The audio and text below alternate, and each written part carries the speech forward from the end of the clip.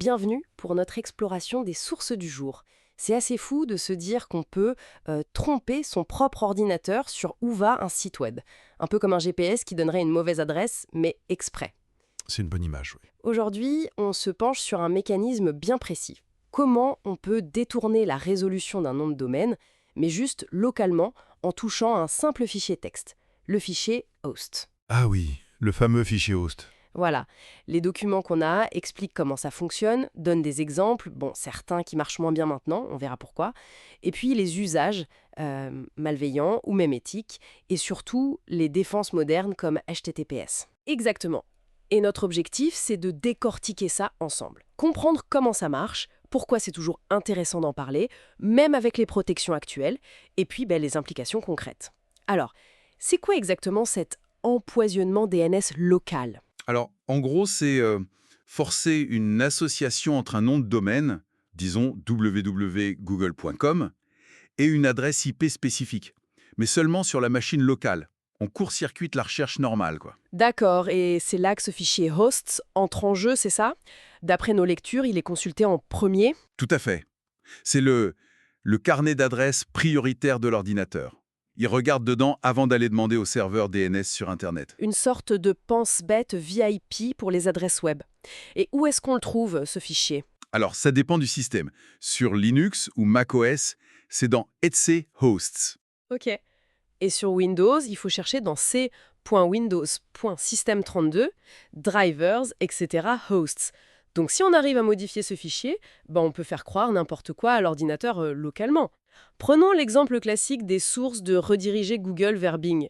C'était Ajouter une ligne, c'est ça. du genre l'IP de Bing associé à www.google.com.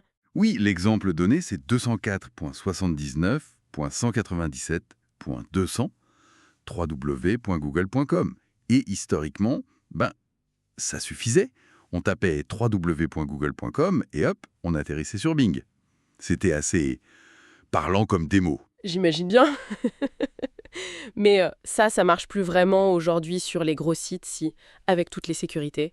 Effectivement, ça coince souvent maintenant. La raison principale, c'est HTTPS. Ah, le cadenas vert. Exactement. Quand le navigateur se connecte en HTTPS, il demande un certificat au serveur. Si on est redirigé vers Bing alors qu'on demandait Google, le certificat présenté par Bing, il est pour Bing, pas pour Google. Le navigateur voit l'arnaque. Ah, d'accord. C'est pour ça qu'on a parfois ces messages d'erreur un peu flippants, genre votre connexion n'est pas privée. C'est exactement ça. Connexion non sécurisée sur Firefox, par exemple. Cette vérification de certificat, c'est la défense clé contre ce type de redirection simple vers un site différent. Ça rend l'astuce beaucoup moins efficace pour les sites bien configurés. Ok, donc moins dangereux pour le phishing direct sur des sites sérieux, mais la technique en elle-même, elle a encore des usages. Oui, elle n'est pas morte, elle sert encore. Pour le meilleur et pour le pire d'ailleurs. Côté pire, les sources parlent de phishing localisé. On imagine bien rediriger le site de sa banque vers une fausse page. Voilà.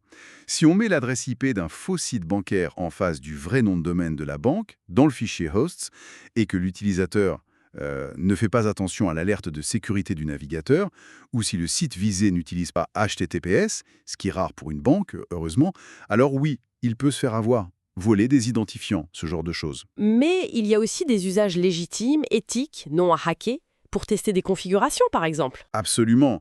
En sécurité informatique, ce qu'on appelle le pen testing, les tests d'intrusion, modifier le fichier host, ça peut être utile pour tester si une redirection spécifique fonctionne dans un réseau d'entreprise, pour vérifier la vigilance des employés face à un faux site, phishing simulé, ou même pour obtenir un premier accès sur une machine lors d'un test contrôlé. C'est un outil de diagnostic et de test. Intéressant.